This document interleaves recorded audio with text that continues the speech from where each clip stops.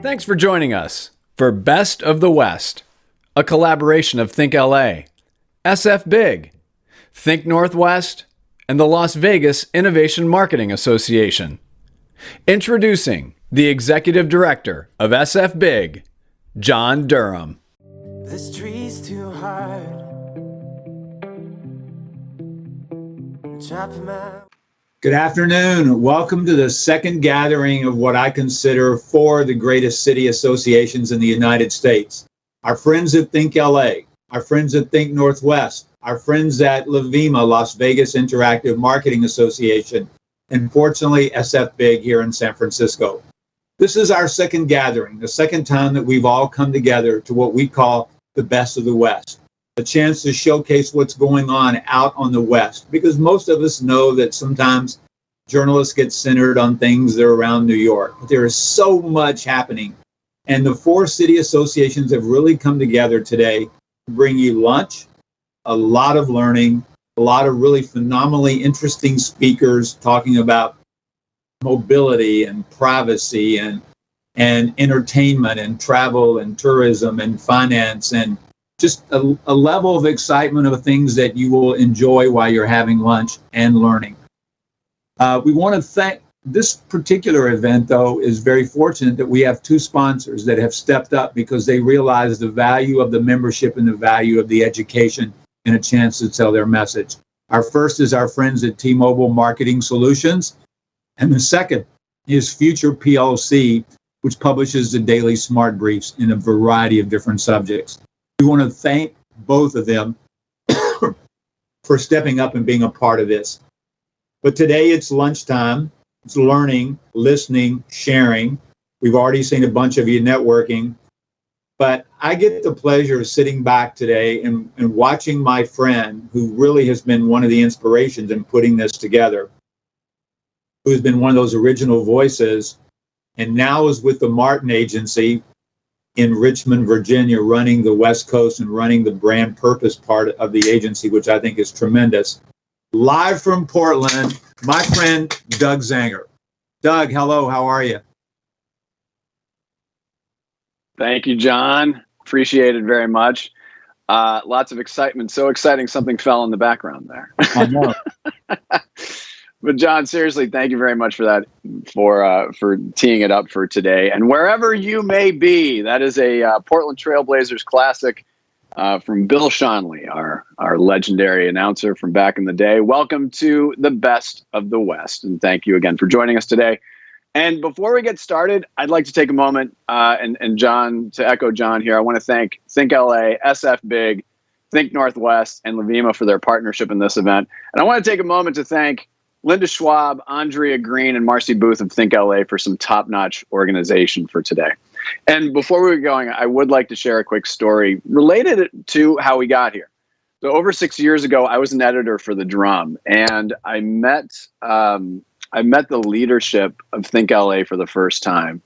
And then executive director Susan Franciscini, I always botch her name. Current executive director Don Lupo, and I'm half Italian, so I have no excuse. Current executive director Don Lupo and the inimitable Linda Schwab, and I absolutely love the vision for the organization. And I asked them if they thought we could pull something off like what they were doing and do this in the Pacific Northwest. And of course, the idea was met with a lot of enthusiasm. And it took some time. And also around that time, that's when I first met John Durham. And it became clear that really up and down the West Coast, we had and have a collection of kindred souls that are really hell-bent on serving the marketing community. So we fast forward to today, and with the steady hand of Mark Moran, Think Northwest was born. And this brought together Portland, Seattle, and the rest of the region. And from there, we found that we could connect in very meaningful ways, serving our constituents while sharing knowledge and, quite frankly, optimism between our organizations. And this is why we're here. We do things differently out West, and we're constantly seeking to pioneer new frontiers for marketing. And with all due respect to our colleagues around the world, there are very talented and just really good people out here. I've been here close to 30 years, and I just see that every day. And we may be partial to our little slice of the planet, but the pride here is obvious and very exciting. And we're evolving this relationship into something bigger and building that vision for what the next chapter looks like. And we'll share that in the coming months. But in the meantime, we're here today to be inspired and to learn from some wonderfully gifted and passionate marketers. And we're excited to untangle 2021 a little bit here. Think Northwest will dig into brand purpose and its future. LVIMA explores how two brands navigated the pandemic in one of the world's most popular tourist destinations. Our partners from T-Mobile Marketing Solutions unpack mobile identity future-proofing, sfBIG, tackling a huge topic of importance, privacy, and ThinkLA celebrates the exciting and unique intersection of automotive and entertainment. And we'll wrap it all up for you in the coming days, thanks to, as John mentioned, another wonderful partner for today, Future PLC. But first, we are going to open with our keynote. Thank you again for joining us, and thank you to all the organizations that make the Best of the West so special. On with the show we go. Dietmar Dahmen is an expert on innovation, disruption, trends, and technologies of the future. He speaks around the world, exploring upcoming demands and business opportunities created by new trends and technologies.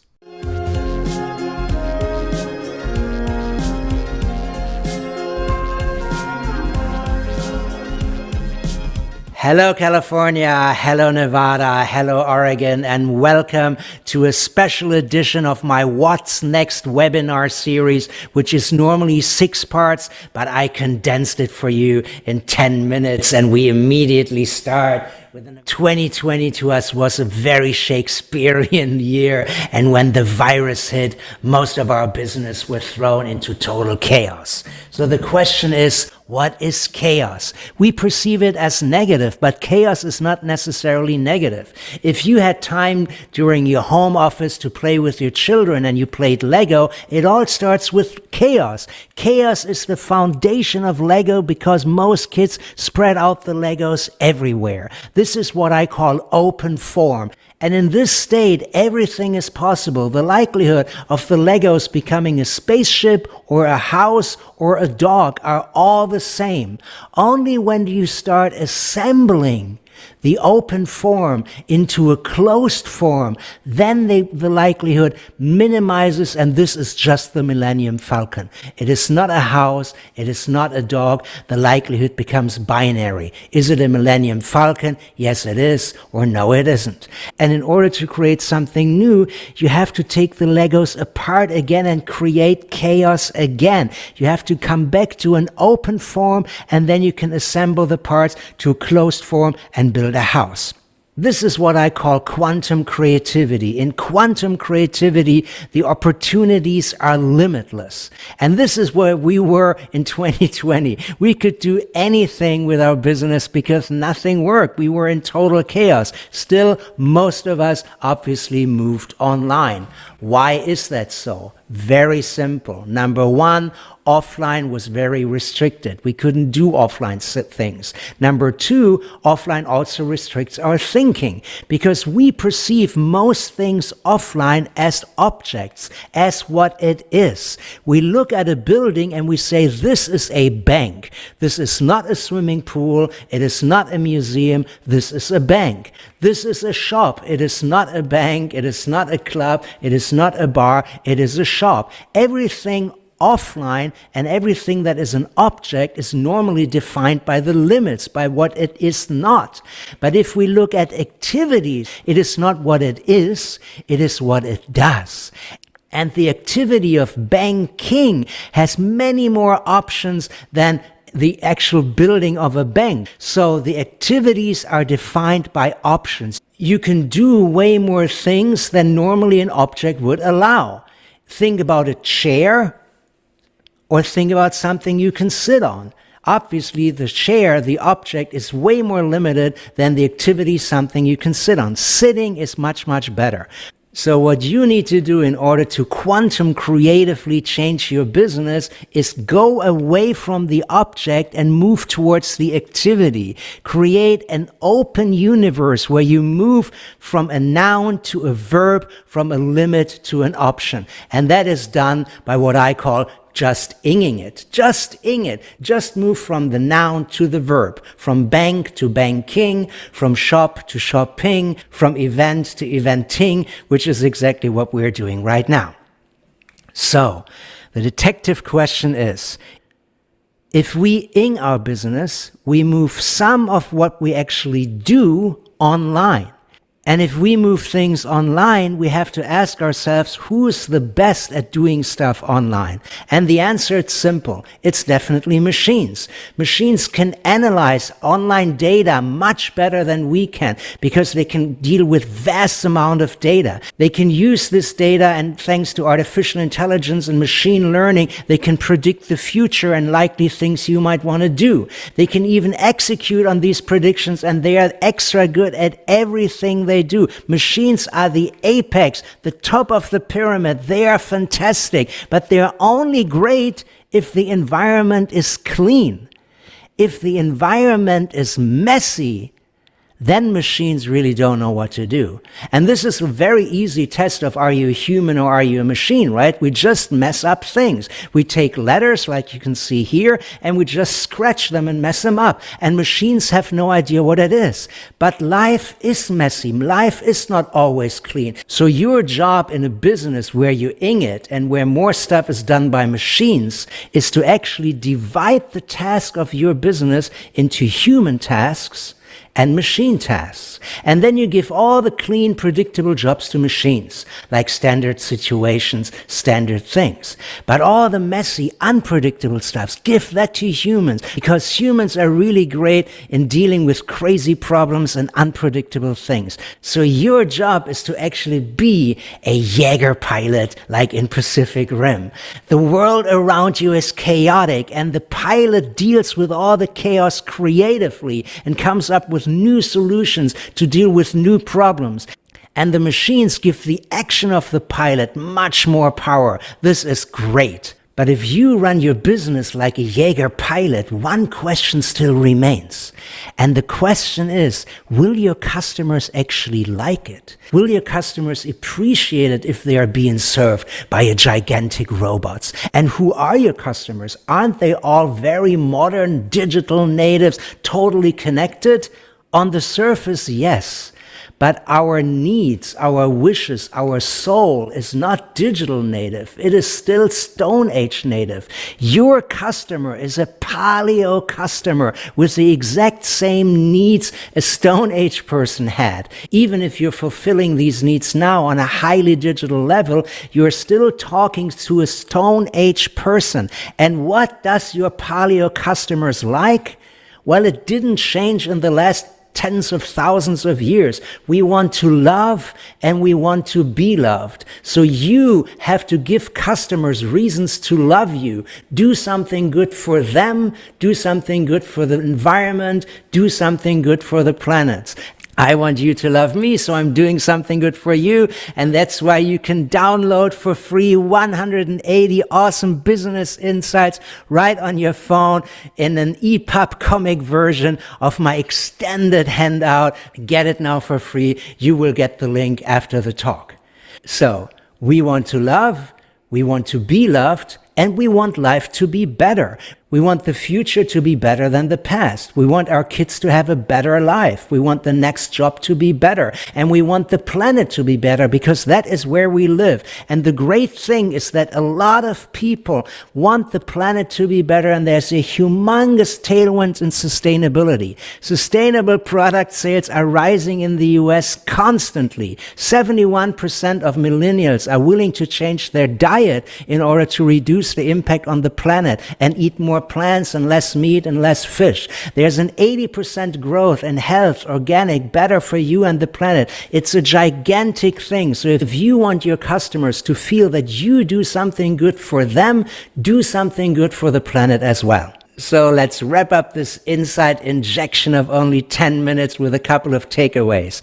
Number one, When all the parts of your business are in total chaos and blocks are everywhere, you can reassemble them in a totally new, unforeseen way and create something very, very new that might last a very long time. Because the moment of chaos is rare. The moment of structure is much longer. So use this crisis to dare the new. If you dare the new, you will probably do something online, and machines like it clean, but life is actually messy. So think about the duality between service that is done by machines and service that is done by humans. Humans are much better in dealing with fluid, chaotic environments than machines are. Move from product to service, from object to activity. This really expands the opportunities that you have. And if you do, think about how your high-tech solution feels to a Stone Age soul. Do the people actually feel loved? Can they love you back? Do they feel appreciated, acknowledged? Do they feel that you can actually deliver something to them that will improve life? And finally, save the planet. This is ultra important and only you can do it. So do it now and do it big time. If you do it right, you can absolutely avoid the next drama and make sure that the drama stays in the theater and not in your business. Thank you very much. This was a very rock and rolly 10 minutes, but I hope you enjoyed it. See you then. Bye-bye. Take care. Thank you, Dietmar. Amazing presentation. Los Angeles, the home of ThinkLA, the nation's largest regional marketing trade organization, is the land of entertainment and automotive. Our guest, Alessandro Uzielli, head of global brand entertainment for Ford, and the great-great-grandson of Henry Ford, has deftly moved in both of those worlds. Joining him in conversation is Stuart McLean, ThinkLA board member and the CEO of Fast Studios. Please welcome them both.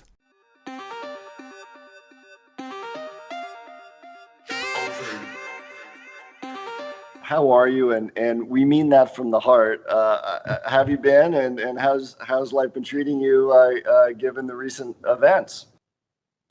Thank you, Stuart. Thanks for having me. Thanks to ThinkLA. I'm really thrilled to be here. And it's been an interesting year, to say the least. I mean, I pretty much have been in this space that you're seeing right now since last March for the majority of every day. And while I acknowledge and my heart breaks for the tragedy that the world has experienced, I've actually really tried to make the best of the situation and use the time wisely to have an interesting blend of work life and get closer to my kids and my wife and read and learn more about what I do. And so I feel like it's been a challenging year for so many, but I'm hoping that the lessons we've all learned and all that's been sort of taken in is something we carry forward for the future. It's been a series of really interesting and impactful lessons, to say the least. That's great. And, we'd love to talk a bit about the office that you run. So you head up global brand entertainment for Ford. You started the office in 2004. In case we can't cover all the great projects that you've worked on for our audience, it has really run the gamut from the early days of James Bond driving a Ford in Casino Royale to the villain driving an Edge in Quantum of Solace to now doing feature films, as well as the latest John Bracco campaign. So tell us a bit about how the office started and how you got involved. Well, it's interesting. I moved out to Los Angeles from New York City to really be in the film business. And I went to the American Film Institute, got my master's.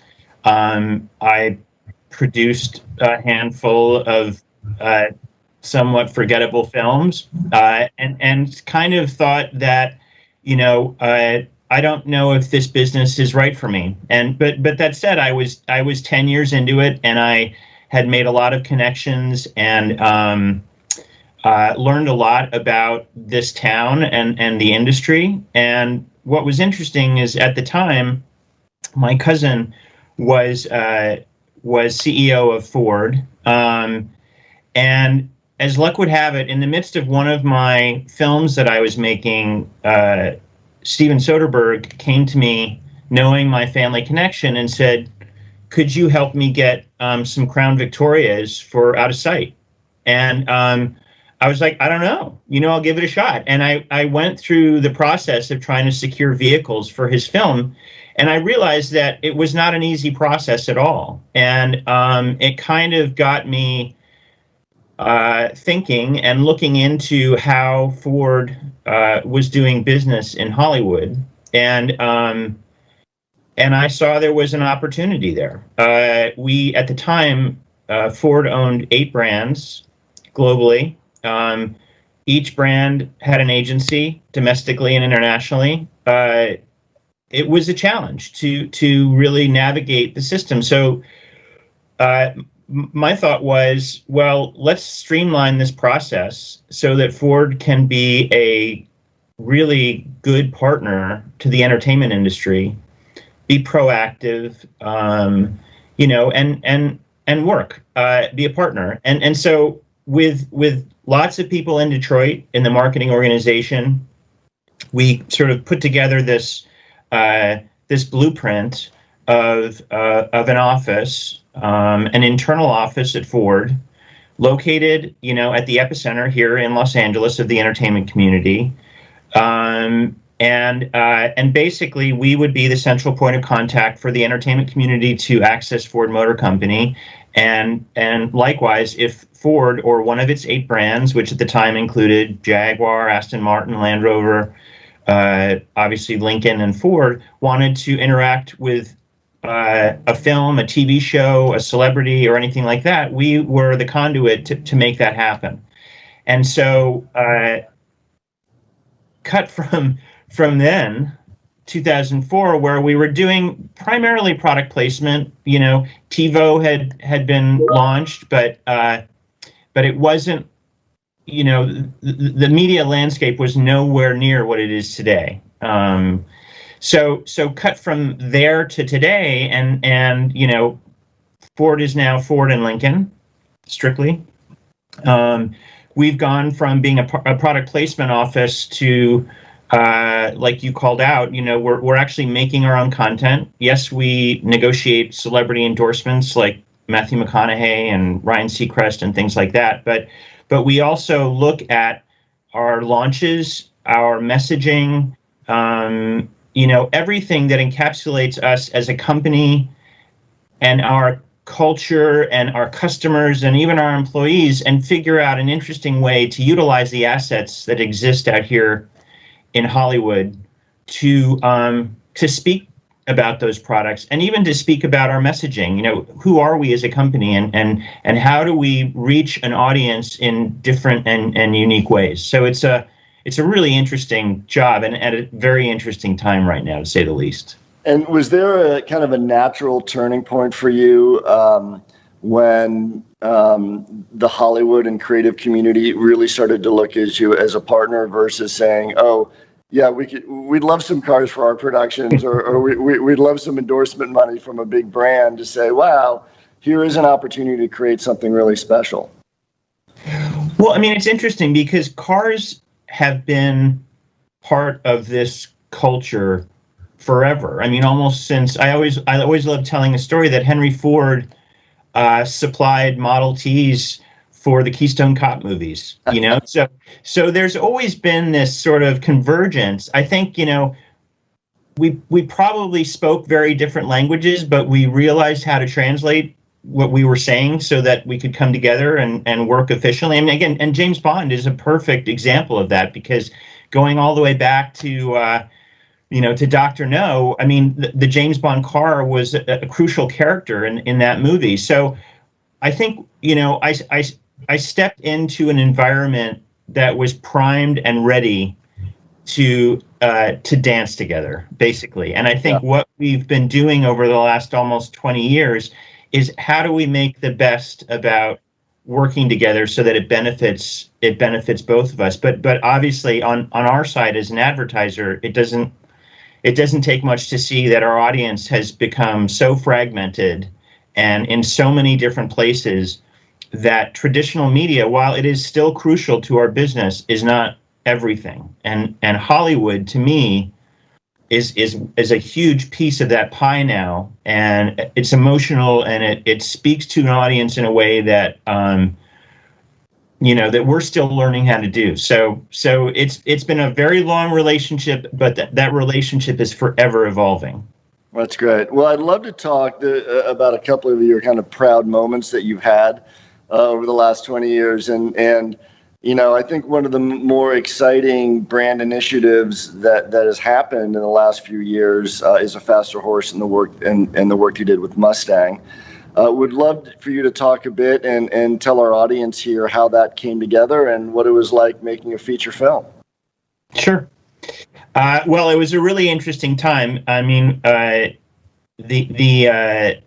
50th anniversary Mustang launched in 2015, technically, and the project of launching that car was announced internally, sort of as the world was still well within the recession. Our industry was challenged probably more than it ever has been. But everyone realized, we had this moment coming up with this iconic nameplate that had been around forever. And how were we going to honor that moment, the 50th anniversary of this amazing car? So me and my team had the idea of let's make a movie. Let's make a movie about this car, a documentary that speaks to the Mustang audience, but also speaks to the general movie-going public that loves a great story and loves a great character, quite honestly. So we went out and we enlisted Nigel Sinclair, who is a producer, has made terrific films, terrific documentaries, including Bob Dylan and George Harrison and things like that. He brought on David Gelb, who at the time was known primarily for Jiro Dreams of Sushi and has since gone on to do Chef's Table and other things. And basically our pitch was, you tell the story of Mustang. We're not gonna tell it, you tell it. So as an outsider, come into our business, study the history of this vehicle, and tell the story you want to tell. And quite honestly, while we reserve the right to kind of change things if we needed to, we didn't change a frame, ultimately. Wow. I mean, he delivered a story that was beautiful. What was great, too, is we stood back. We let them figure out distribution. They got it into Tribeca Film Festival. It sold at the Tribeca Film Festival, ended up on Netflix.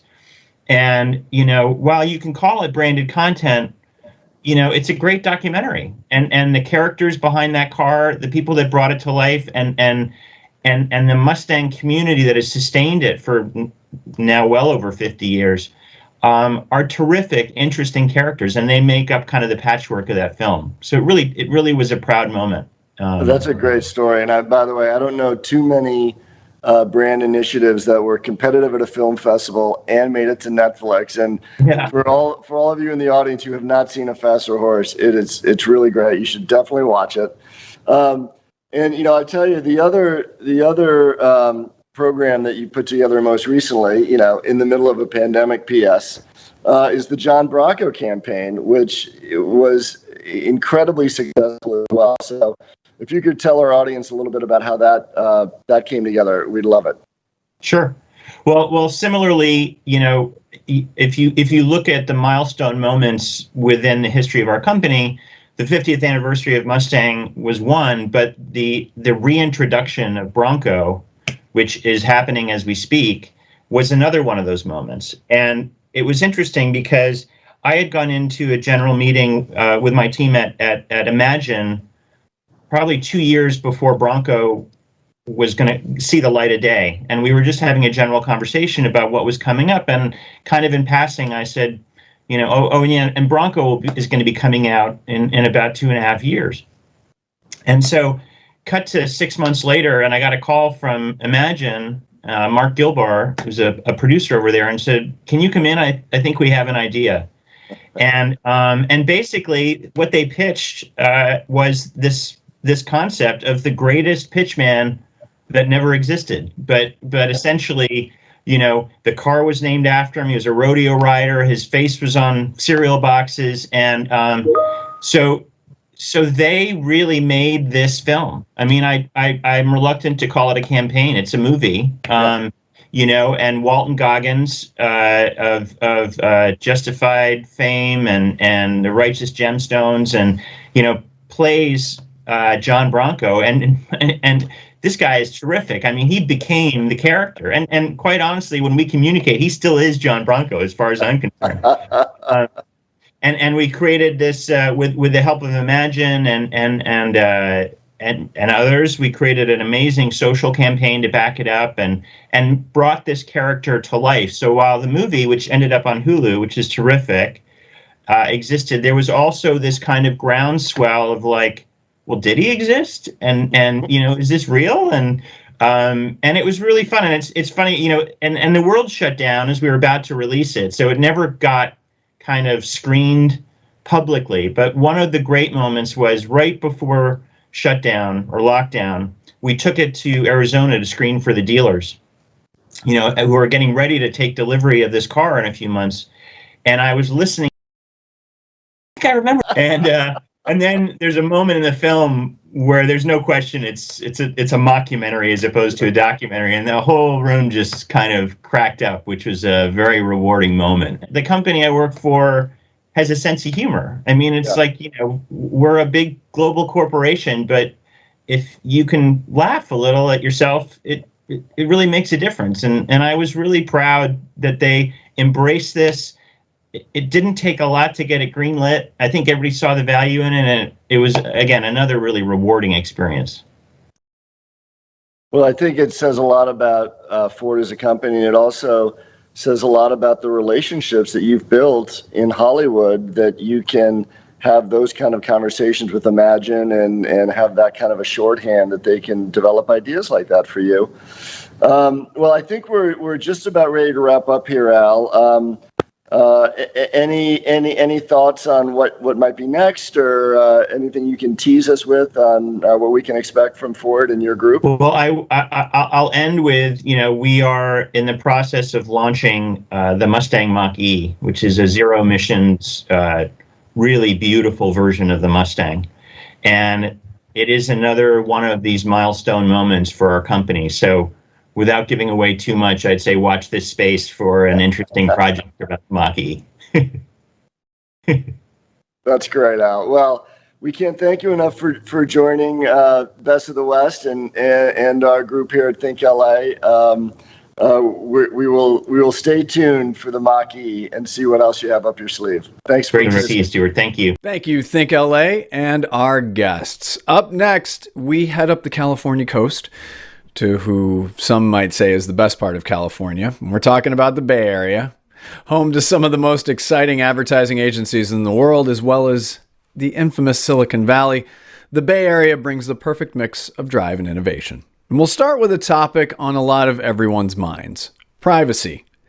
This comes from sfBIG, and our speakers are Richie Glassenberg, CEO, and Wayne Mathis, General Counsel and EVP, and both co-founders of Safeguard Privacy. In addition, we welcome Sheila Kloklashur, Global Chief Digital Responsibility and Public Policy Officer of Kinesso, and Jules Polonetsky, CEO of the Future of Privacy Forum. Take it away.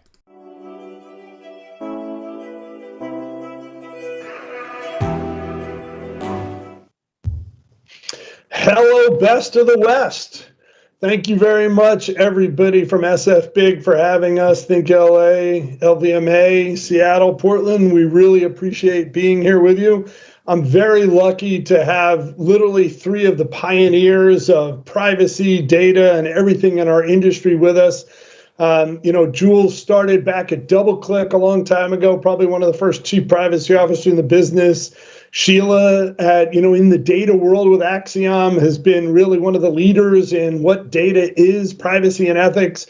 Wayne was one of the first privacy lawyers out of Europe and the US, actually lectured with Jules 25 years ago. So we're very excited to have this crew with you. My job is I'm going to ask them two questions, and I'm going to try to stay out of the way. And why does this really matter to you and everybody from Best of the West who's joining us, is that this is a big change. So, gang, first, we now have 3 state privacy laws and approximately 14 in committee. Why do agencies and clients need to deal differently with privacy laws versus previous industry standards such as DAA, TAG, NAI, IAB, right? All of those. What are the ramifications to clients, advertisers, and marketers in the agency? Sheila, do you want to go first and come in with some thoughts for us? Yes, thank you, Richie, and hello, everyone. I'm thrilled to be with you today. I'm going to go fast here. I think first, there are 5 major themes, and number 1 is all of this legislation. Richie said there's 14 left alive. We started, I guess we're up to about 37 as of a new law introduced, or a new piece of legislation introduced in Maine. So the first thing is, what is this a signal of? Mistrust, broken trust, business bad behavior. We have a reckoning coming. Second one is consequences. There will be consequences if we don't manage ourselves, manage the data. We are living in the connected age. We did the COVID pivot. All of our lives are connected. Our businesses are connected. Media is connected, and it's all enabled with data. The third theme is complexity. Even as you move from offline to online, things get yet more complex. You layer on multiple state laws, similar but different. The complexity begins to mount. And the imperative is to move from paper to practice. And in the digital world, that is highly complex. The fourth theme is accountability. It is the time for our industry to be accountable, to wrangle the complexity, to listen to the signals of mistrust, to do better, to do more. And it is both a challenge and an opportunity. And the fifth one is really my favorite, and it's what I call the F word, which is fairness. Are we not just collecting data, not just governing data, but are we using data to activate our media? And are we using the media in a way that is fair to people? So those are the major themes. And our industry is confronted with that. I think, Richie, the second part of your question is, what can we expect? And I think the answer is more, explosively more, wrangling those signals of mistrust and the need for accountability and managing the potential harm and the potential unfairness with this vast data infinity and digital complexity. So, Jules, you have been literally in the belly of the beast of our business since the early days of ad serving. How do you look at this? How does the industry have to change now that these are laws, as Sheila said, more coming? How do people have to rethink what they're doing? I think what needs to be appreciated, and maybe isn't fully appreciated, is that we are in the middle of moving from a world where most of what people in advertising and marketing do isn't specifically and deeply regulated, right? Unless you're a bank, health, maybe when it comes to kids' data, but most are worrying about best practices, worrying about, well, obviously don't do anything that's deceptive, things that violate sort of FTC standards, but that's changing. All data is becoming a highly regulated world. Maybe those of you who do business in Europe or elsewhere, have felt this for a number of years. But we now in the US, for better or worse, decisions have been made. We are slowly, state by state, and eventually, federal, putting everything you do when it comes to a banner ad, when it comes to an email, when it comes to, analytics, we're turning it into a highly regulated world. Now, you deal with people in banking institutions, you understand they live with regulators who set up camp in their offices, and they think not only about minding the P's and Q's of particular compliance, they think about systemic risk, right? They think about, hey, we make loans, we've done everything right, but if we made loans only to people of one race, we're guilty, we did something wrong. We have an obligation to figure out and make sure that what we do doesn't have a disparate impact. And that has been something that we've thought of as, well, that's for banking, that's for credit, that's for these protected civil rights. Well, guess what? The civil rights community and legislators believe that when I market, I'm at the spear end of maybe making different offers to different people. And it's not simply, oh, let's worry about it only if I'm an employer. What if I'm, putting out recruiting ads? What am I doing if I'm simply optimizing based on clicks or ROI? Did I suddenly end up somehow, and maybe you don't even know, but did I suddenly end up only showing poor people, the more expensive offer? Did I somehow only send it to people of a certain race? What if I target by zip code? Guess what? Zip codes correlate with really sensitive categories. So there are hard questions because marketing is discriminating, right? Discriminating not in the bad, illegal connotation, but in making smart decisions about who should get a particular offer. And now we're saying, guess what? Society cares enough to put penalties and rules. And this is hard because we haven't actually figured out, right? We don't want to force you to market the Porsche to the person who can't afford the Porsche, right? But on the other hand, maybe there are offers that maybe it ends up actually being perhaps unseemly. So hard questions ahead, but for better or worse, welcome to the world of health regulation, bank regulation. General data regulation is now a highly regulated business, and we need to figure out how to scale our processes so that we can do this in a responsible way. So what they really have to understand is this is going to apply now to soaps and shampoos as well as to credit lending. This is going to apply to everybody, right? Exactly. And look, we have to figure out, obviously selling you soap may not be the same thing as, denying you a loan, but well, what am I doing exactly there? And why am I giving you an offer versus someone else? We have obligations. If automated processing is happening, then, well, you need to show and explain what you did and why you did it. Our hope, of course, is to say that if it's a high risk activity, we get it, right? If I'm putting your life at risk, well, then I want you jumping through higher hops. And if I'm doing something as trivial as, who's clicking on the soap ad, give them more of that brand, maybe the oversight ought to be more limited. But this is where we're heading, and having tools and processes in place so clients can have the answers and expect some of us who are at the front of the spear, who didn't see it as our responsibility to actually help them do this. Right. So Wayne, you're one of the top privacy lawyers in the last 25 years, and you spent a lot of time helping lots of companies, and then you spent a bunch of time in a client. You've been at the pointy end of the stick here. What would you tell your clients, no matter what they were, now that these are broader regulations versus industry standards? What are your worries as we move to this new world from standards to laws?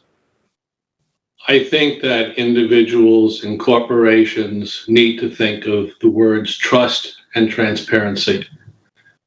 The world has changed. COVID-19 came.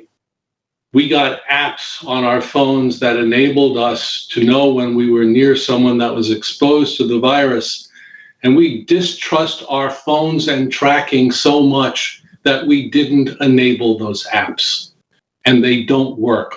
Our society no longer trusts advertisers, no longer trusts technology, don't believe things are transparent. And you now have a company like Apple adding transparency requirements because they think it's a differentiator for them and it's good for business. You have Google looking at changing cookies because they're afraid that they get a bad rap from the cookies. Whether that's true or not, it's irrelevant. Trust has to do with perception, and that's the first problem. You asked a question about what's the difference between privacy laws and industry standards. The industry writes industry standards. Privacy laws are written by the individuals that don't trust the industry. The industry sends people to lobby to try and water down those laws or block those laws. Sometimes they're successful. In California, with the initiatives, they were not successful. But the point is there are consequences for violating a law. The same consequences do not apply for violating an industry standard. And then I think you need to understand that what the law does is it forces businesses to change the way they do business. Sometimes some of those practices that you're engaged in are now going to be illegal. And industry standards didn't make you do that. So to go to the prior two speakers' points, I think the industry needs to wake up quickly, self-regulate, use this concept called ethics, which is really important, along with trust and transparency, before it finds itself heavily regulated, which it doesn't want to and it doesn't need to happen. So real quick, I do want to get to the, Jules, do you want to say something? Come in. Yeah, I want to kind of add on to Wayne's self-regulation point, right? I think the regulation is here and it's inevitable.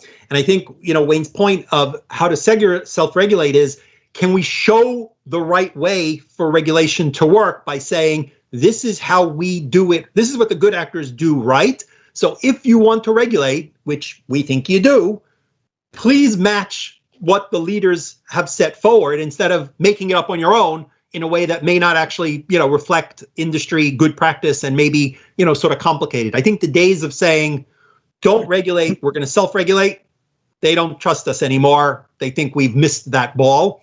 Now we should self-regulate, A, because, you want to drive safely. So drive safely because you don't want to get in an accident.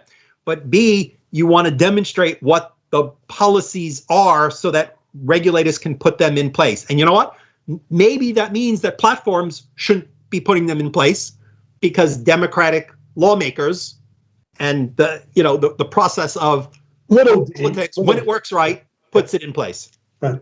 So quick question before we get to the second main question is, how do you three think this plays out in the next 24 months? And I'm going to throw it out there, just quickly, can we handicap? Do we think we get more states legislation or federal legislation? Which do you think it'll happen?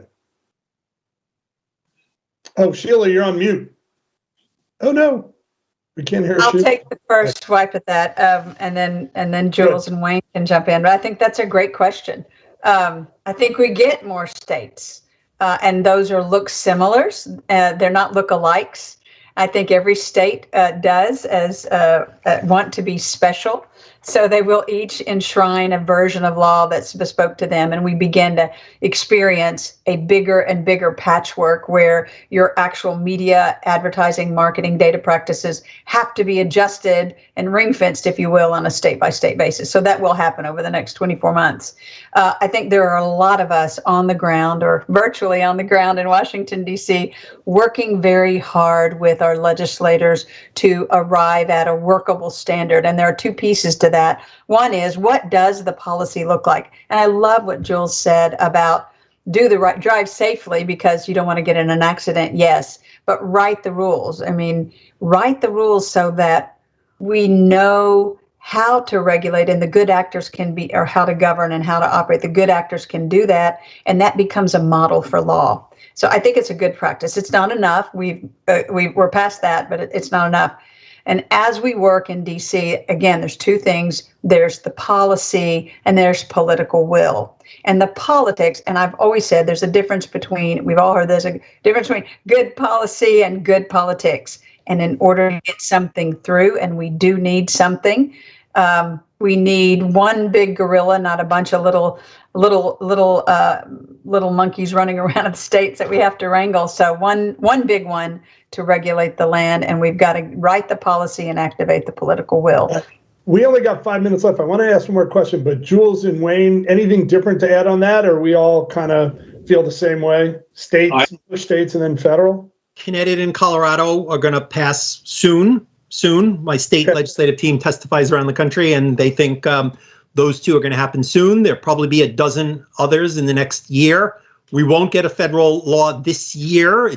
Congress is confirming people. The Biden people are still filling out slots. They're dealing with the international data flows, which are falling apart. So they've made that their top priority. Great. Hopefully we get a federal bill in 2022. It's going to mean some sort of compromise around private rights of action. Businesses don't want to be sued. The advocates have decided that this is like the most important thing. So it'll be part of a deal that hopefully leaves us with something workable, but manages liability in a reasonable way. All right. So I'm going to add something very provocative to the conversation that I haven't heard anyone say yet, but I'm going to give you my opinion. I think that a federal preemptive law that everyone is hoping for is frankly flat out unconstitutional. The case is Murphy versus the NCAA. It was written by Justice Alito back in 2018. State of New Jersey wanted to legalize sports gambling, but there was a federal law, the Professional and Amateur Sports Act, and it said that it was unlawful for a state to authorize sports gambling. Supreme Court of the United States said there's dual sovereignty under our system, and unless there is a specific authorization to the federal government, it may not preempt a state. There is no specific authorization for privacy laws in the U.S. Constitution. I think there can be a federal bill. It will be a minimum standard. I don't think that California and the California Democrats are ever going to have the CCPA or the new California law eliminated. So I think that what you might get is a federal law that will stop lots of states from passing bills because they'll be happy enough with it. And you'll also have 15 or 20 other states to deal with because they can't be preempted under the Constitution. So I'm going to throw in, I know we have to get to our next one. Wayne, I don't like that answer. We need a floor and a federal ceiling, and we need every business on this call to get engaged and activate that political will so we can get a standard. Let me just quickly say much. I talked to a Third Circuit judge who was in the decision that was reversed, and my opinion is not far-fetched. All right. So I think it was just given we don't want to make any of our panelists unhappy, but I think it was just given a viewpoint to each other. All right, we have 2 minutes left. 2 minutes left. Round robin, real quick. What are clients and advertisers and marketers and their agencies, why do they have to think differently about vendor risk in this new environment? 20 seconds each. Sheila. You are your vendor's keeper. We have to get our vendor ecosystem under control. We have to technify it. We're going for the term accountability, and we need technical capabilities to enable. Big risk. Got it. Jules? This is an ecosystem that's tied together. And so you're as weak as your weakest vendor. Apple will bounce you out of the App Store if you didn't properly disclose what some SDK that's embedded is going. You are your vendor. And look at the systems that the banks and the healthcare players have to make sure they understand. How many policies have you read? We say, hey, trust us. We have a great service. We have a great site. Oh, by the way, there's all kinds of third parties here. We don't know what they do. Go read their privacy policies, right? I mean, that's what has been in thousands of policies. Think how bonkers that is if you're saying, trust me, this is a good site. Put in your information. But, oh, there's all these other people here. I don't know what they do, right? And in fact, some of us didn't know what they did. And now that we're on the hook, we need to both know and control and even tell people about it and give them the right choices. Wayne, anything to add?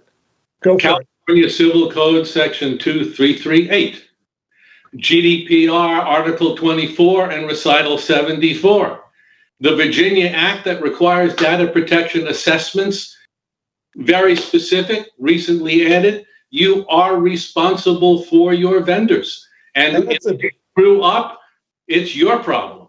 It's a big, big deal. So best of the West, I think we're coming to our final breaths. If you're an agency, if you're a client and you're a marketer, it's a law now. It's not an industry standard. You are your brother's keeper. Thank you, Sheila, Jules, and Wayne. Best of the West. We have loved being here. We're all reachable. Reach out on Instagram, Carrier Pigeon, Twitter, LinkedIn. We'll help you any way we can. Have a great rest of the Best of the West. We love you. Have a great show. Thank you to sfBIG and everyone on the panel. A very informative and needed talk about privacy. Our next session is about mobile identity future-proofing from our wonderful sponsors, T-Mobile Marketing Solutions. Please welcome to the stage Miles Fisher, Senior Director, Ad Sales and Strategy of T-Mobile, and Chris Curtin, Marketing Executive, formerly from Visa. Gentlemen, take it away.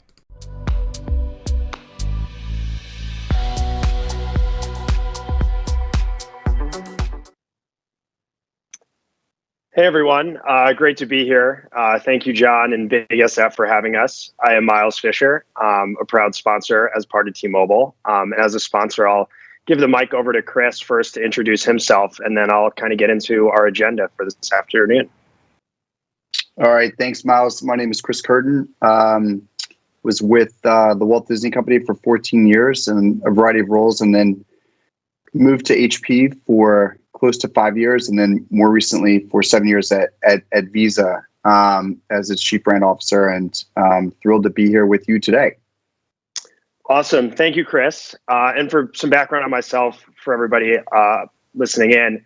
Miles Fisher, been with T-Mobile about 2 years. Before that, spent time at the programmatic platform MediaMath, and before that was leading telco partnerships at Google. So today we've got what I hope is an exciting topic of conversation for you all.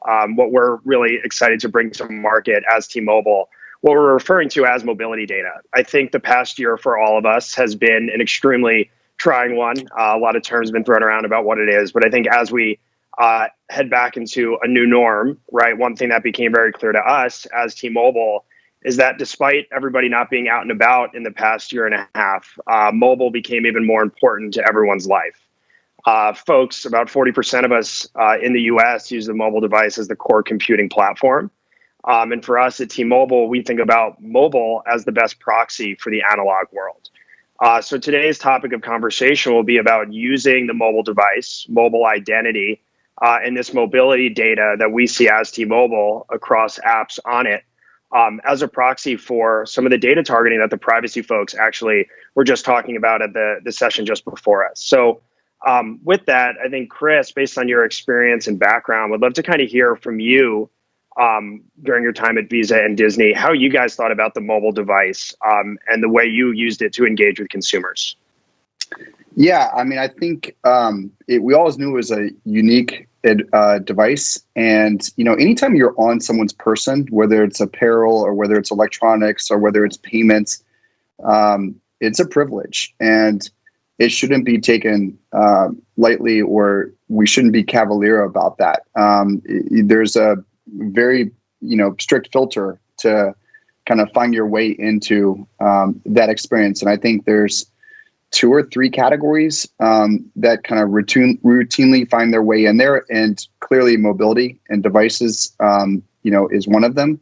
So it's a unique focal point and access point. I think on top of that, like you said, this past year has been nothing if it hasn't been extraordinary. And we've all learned, just how important that device is, from points of connection to being able to get things ordered to your home. I mean, my mom is in her mid-80s. She now is an avid user of DoorDash. I don't think that would have happened in the absence of COVID and or her, comfort with a smartphone and a smart device. I think Shopify, we were talking about this earlier, saw growth and performance that they had once projected would have occurred over 8 to 9 years occur over 2 to 3 quarters. So I think one of the biggest lessons, from this past year, but also kind of through the lens of mobility, is how set up is your company, not just to be digitally first, but to be honestly digitally only, as kind of one barometer to think about how well you're kind of structured for the future, and how essential are you to kind of an everyday use case and lifestyle. And if your answers are positive to both questions, I think you're well set up for the future. And I think one point of, obviously the future is the future of retail and things like touchless experiences, which I know you're thinking about at T-Mobile. Yeah, that's a great point, Chris. And I think to your comment about your mom or grandma using DoorDash, right? I think for us, what we've really spent a lot of the time doing as T-Mobile Marketing Solutions is really trying to find that signal through the noise. And what we're bringing to market that we're going to start to expose for advertisers and brands is really access to consumers and understanding who they are based on their app profiles. So whether it's the apps you have installed on your device or the frequency at which you're using an app, right? So we know if you have Strava on your phone, maybe you are a runner. But if you open Strava once a day for an hour every morning, you're a big time runner, right? So this idea that, every brand should be engaging with consumers through their app, but then also this idea of the data science of who a consumer is based on the apps that they have on their device, right? And as consumers go out back into the real world, right, those folks who had the Walmart app on their phone or, had the Shopify app on their phone, how do you convert those folks back into your retail store, right? So those are things that we're thinking about. And as people are kind of getting back into this hybrid world, right? And I think what you said is digital only, digital first, right? I think we saw the pendulum swing in a way it's never going to swing fully back the opposite. And I think we've all learned a lot of new habits this year. I think when we think about touchless, I sat down and ate in a restaurant and got a paper menu for the first time in a year and a half last week. And I was so happy to be off that QR code, right? And that QR code is something that I don't want to go back to at a restaurant, because when you sit down with friends or family, right, you're immediately engrossed in your phone. And that's the time we all want to disconnect. But I think in some capacity, we've all kind of leaned into the QR code, which for most of us is kind of an older technology, right? Like I remember on BlackBerry Messenger, right? We had that first opportunity to get a contact on it through a QR. But, we're testing some really cool products where we're putting tablets in the back of Ubers and Lyfts with some of our partners, and trying to connect mobile directly to that big screen, right? And we're thinking about, what is that customer journey that is that new norm? And, as less people have been taking public transportation and they're leaning into things like Uber and Lyft, where are those surprise and delight moments where you hit somebody with an offer, right? Or you run what would have been a traditional 15 or 30-second spot on TV, but you actually move to that lower funnel with a click on the QR, and then you have that rich engagement on your personal device, right? So that's kind of how we're thinking about it, using our mobility, our relationship with the consumer. But I'm curious what you think about some of these new norms and behaviors going forward.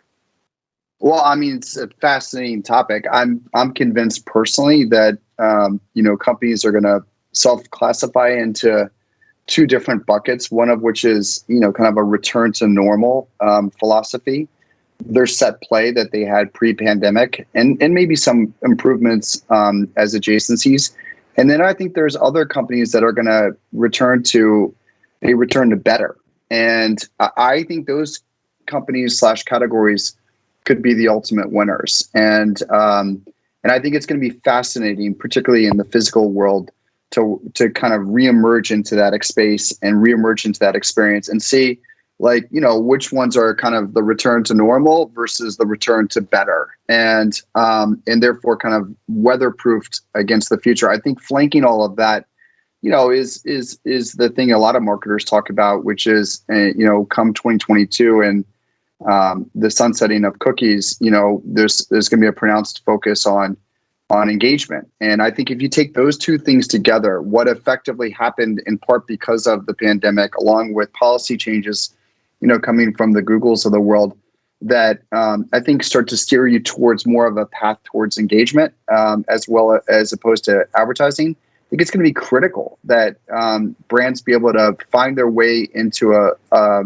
relationship with the end user, consumer, client, whomever they may be, in a way that they value, and not just value, but maybe even look for. And I think some of the coolest things we were discussing, before the presentation, include VR, they include AR, they include looking for a logo, because if you do look for the logo, it's going to unlock an experience, unlock a benefit, unlock access that you might otherwise not have known about. And so you, as opposed to, the past 30 or 40 years where brands were pushing themselves on the market, you might be actually affirmatively looking for the brand, looking for the logo, because you're going to associate it with value and benefit. Yeah, I think that's spot on, right? And when we were talking about logos, we think about it like real estate, right? There's so many of the top brands in the world right now that literally just started on apps on the device, right? The Shopifys, the Pandoras of the world, the Spotifys, right? Those guys are the ones that we as consumers have the most intimate relationship with. And we think about what you said with the cookie degradation and this idea of, reaching the consumer. There are only going to be a few folks left standing that have that direct relationship with the consumer. And one of the reasons that I was excited to come to T-Mobile is I saw the writing on the wall with the cookie in my role at Google, working with the telcos. And T-Mobile is kind of the last of the telcos to enter this space, right, with advertising.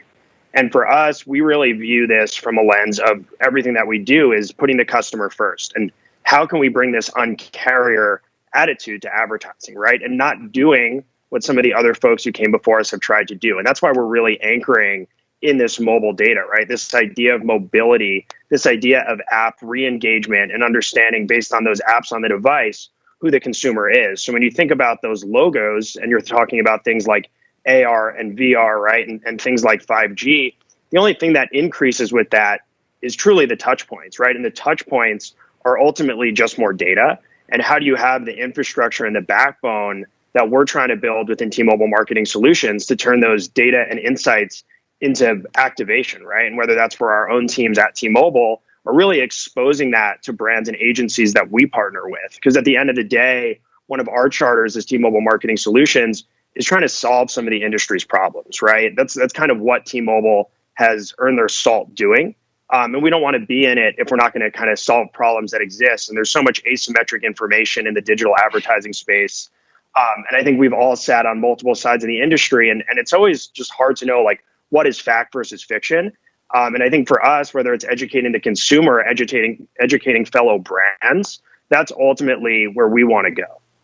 Yeah, I think it makes such sense. Like, I feel like at the end of the day, we've hit an inflection point, and I think we're going to be, the marketplace will be more sophisticated. Brands will be more sophisticated. I think the notion, you just look across the horizon, you used to have 500 cable channels being pushed at you, but maybe you consumed only 6 or 7 or 8 of them on a routine basis, but you were paying for, 490 of them.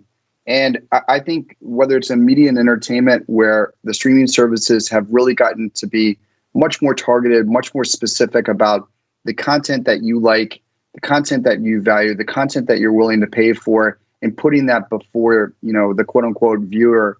I think the same is going to happen in marketing and advertising, where it's not just going to be, we bought a right to speak to you, but we're going to invest in a relationship with you. I think that's a complete mind shift that is probably heavily dependent upon, technology and services like 5G to be able to have the speed and the infrastructure to maintain that relationship. Is that your view as well?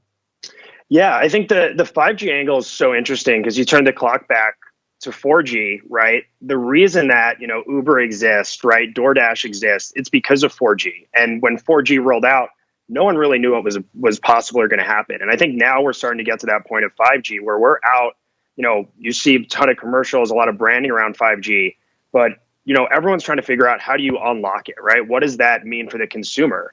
And I think for us, when we think about it, at least in a very narrow focus for advertising, it's some of the AR and VR stuff that's happening, right? You think about what Lowe's or Home Depot are doing through their apps. But then there's the other angle of it, which is really about that increased connectivity and touch points, right? I think one of the channels that is going to have a massive comeback and boom is going to be out of home, right? Which was going through a transformation from analog to digital. But now, you can put screen, low latency video, touch, and understand the consumer through a journey, right? And you have your mobile device. How does that connect to the screens around you?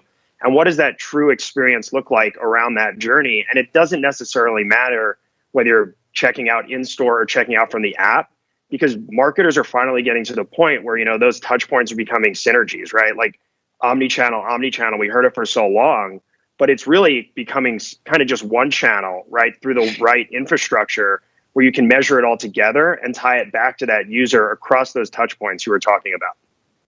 Yeah. I mean, I know we're coming up on the close, but I think it's, like I said before, it's exciting. I think, marketers have always been at a junction of, is this a cost or is this an investment? Is our effort correlated to an outcome or causal to an outcome?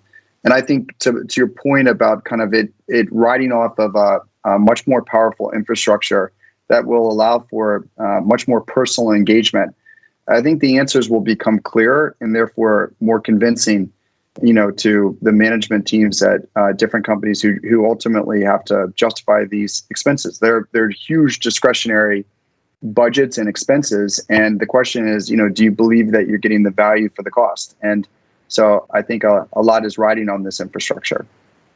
Yeah, I think that's a great way to bring it full circle. And I think for us, right, like what we believe in is not boiling the ocean, right? It's understanding with the assets that you have and solving the problems that you can and earning that trust and credibility, both with the consumer and, brand partners, right? So at the end of the day, it's you enter a space, you have a firm belief and you have an assets to solve it.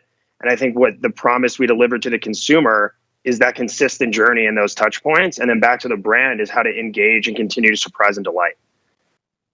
So with that, Chris, I want to thank you for joining us, kind of playing a little volleyball with me here. And everyone at Big SF, thank you again for having us. We really appreciate it. Thanks. Thanks again to T-Mobile Marketing Solutions and Future PLC for their support of today's programming. On to Vegas, in a way. LVIMA is one of Las Vegas's professional treasures. Since 2004, the group has been gathering some of the finest minds in marketing.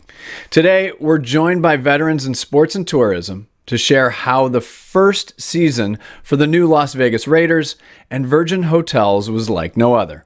How they navigated the experience through a pandemic, marketing innovations they developed, and what's next. Please welcome moderator Tiffany Hollins from the UFC, Brandon Dahl from the Raiders, and Chad Brown from JC Hospitality.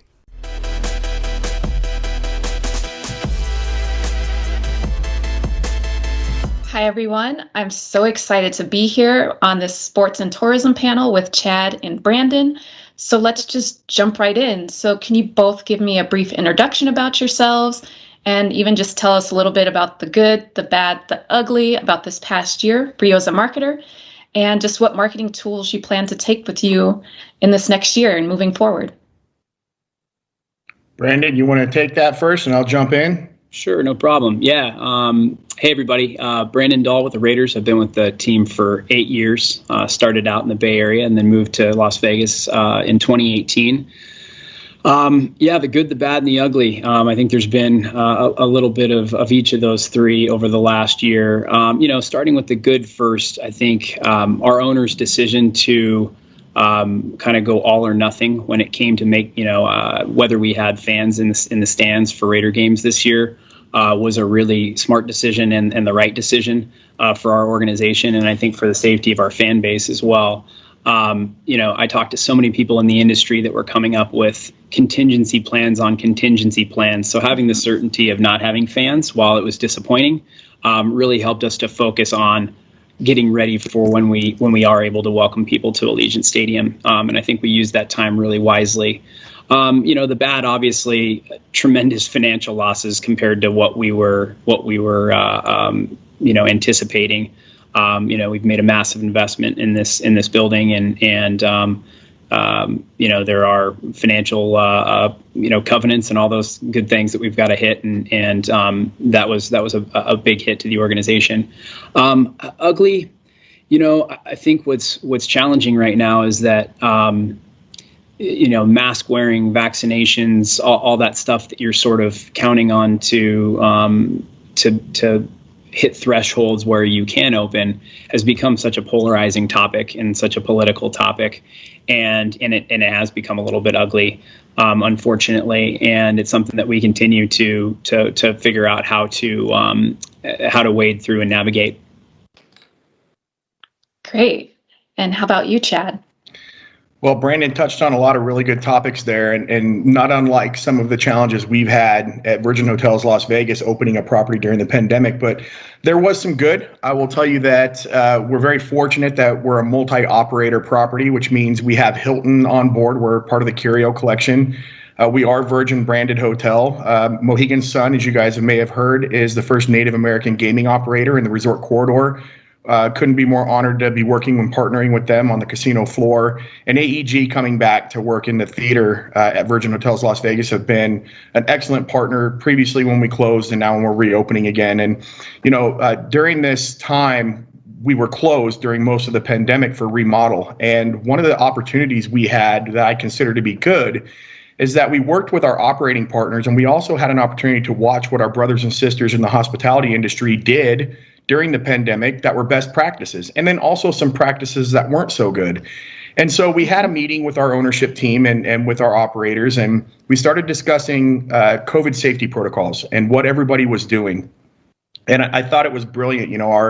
Our president and CEO, Richard Bosworth, said, well, these are all great ideas, and I don't think we should take one idea. I think we should take all of these ideas and let's incorporate them to create the safest opportunity we can to welcome guests back to the property. So we're very fortunate in that aspect that we got to incorporate those practices that were tried and true. Mm-hmm. We got to learn again from our brothers and sisters in Las Vegas to understand what was working and what wasn't. And we were really able to incorporate those practices in a safe manner to be able to open a property during a pandemic. Right. I mean, it was an enormous challenge. I would say the bad, something we did not anticipate, was supply chain. The impact COVID has had on supply chain to the entire city, and from my understanding, it's every area of supply chain has impacted us. So As you may be aware, we have a few venues that are not open yet that are scheduled to open by Memorial Day weekend. We did have our official opening back on March 25th, and we would have had some venues open sooner, but supply chain has been so slow to come in. And there's a lot of challenges around the world with that right now. So I see that I'm hearing about that everywhere in all industries right now with supply chain. So I know that's something we'll overcome. It's just taking a little bit of time. And I would say the ugly, from a hospitality perspective, it's really getting that foundational midweek convention business back. We know that there's other states that are operating in different capacities, and we know there's large conventions that are ready to start coming back again. And we really need to get our city in a place, Brandon touched on this a little bit, with some of the protocols we have in place to make sure it's safe. We've got to get that core business back. We've got to welcome those guests back midweek. It's the foundation of the business. It really sets us up for the customers that we all target, that we position ourselves for to come in later in the week and on the weekends. And it's paramount. It's vital. And that, to me, has kind of been the ugly side of things through all of this. Amazing. So we'll just move on to a next set of questions that we had. So opening during a pandemic was uncharted territory for all of us, and you guys both did it successfully. Congratulations on that.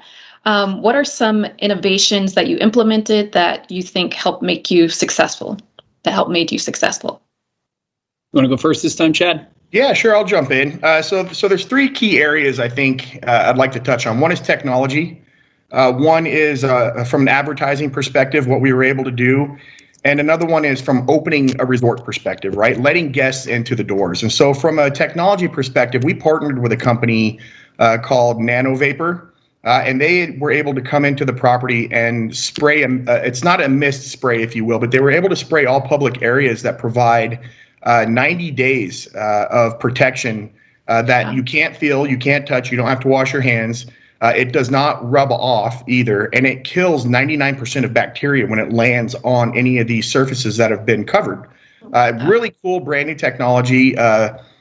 We were proud to be the first partner that they came in and worked with to test this technology. And so far, we've had outstanding results in terms of safety at the property level and reports of anything that we wouldn't want to hear about at the property level. So that was a really cool technology innovation that we were able to take advantage of.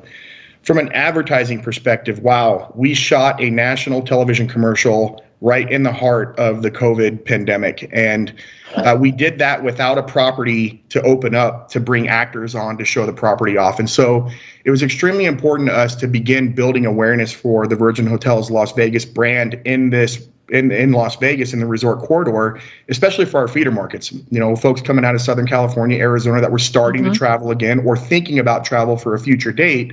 We wanted to be top of mind.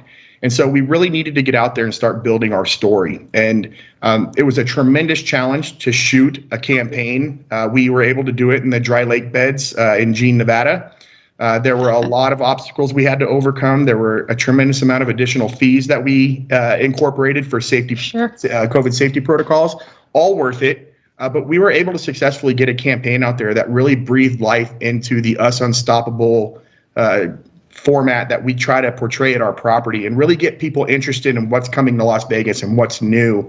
And so that was a huge challenge, but we were able to overcome. And as far as I understood, we were the only brand that was shooting a national advertising campaign in October of last year. So it was tricky, but we did it successfully with no issues. The third is really the opening perspective, opening the property. And when you open a property, we flip the script, and I'll talk about this a little bit later in some of the questions that you have, but we flip the script, we believe, on how you open a brand new property, where normally you would open up to a big VIP party. It would be VIPs only, celebrities. It would be closed off to the public for the most part. We switched that around, and we said, you know, this property has always felt it very important to be a part of the local community. The local audience is a very important consumer of ours, and so we opened the doors to the public and forego the big VIP parties for the official opening weekend.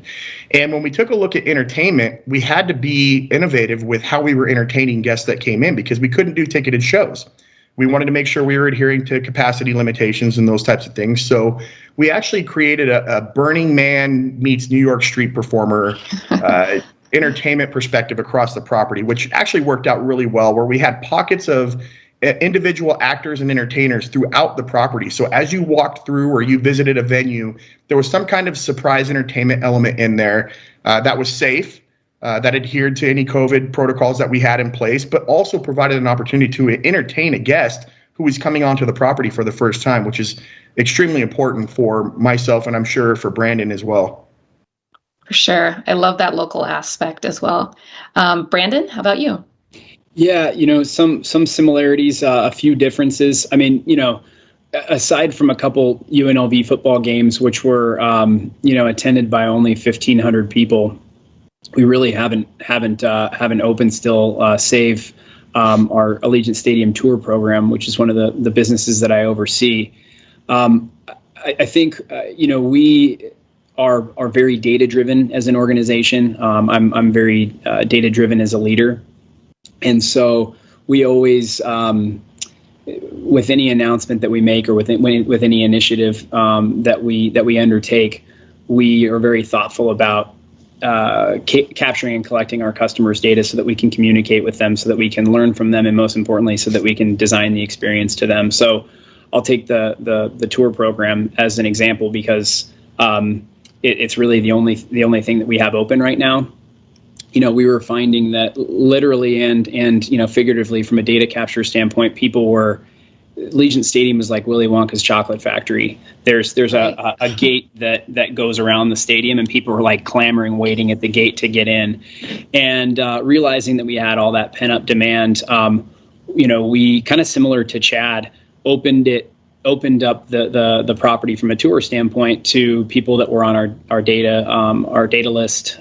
We have our lead list. We haven't really had a grand opening for the program yet with ex-Raider players and all that, and we will do it. But we sort of because supply is somewhat constrained right now with these capacity limits, we were able to satiate the demand that exists and kind of save those bullets for later when you really need to generate hype. And it's been great. A lot of the organic content that we've captured and that's been created as people have gotten into the building and seen what it's about has just organically driven additional demand. And we're finding that maybe we don't have to do as big of a grand opening event as we thought we did because there's just so much our existing pent-up demand, but also gaining demand and momentum around getting into the building, whether it's for a tour or for a concert or for a Raiders game. We had initially planned, you kind of plan or assume that you're going to be selling the building until right before you open. In our case, we're selling tickets and suites and sponsorships and those sorts of things. Fortunately, sometimes it's better to be lucky than good, although I think we did do some good things strategically. We were sold out in January of 2020, so right before the pandemic, hit or really started to gain steam.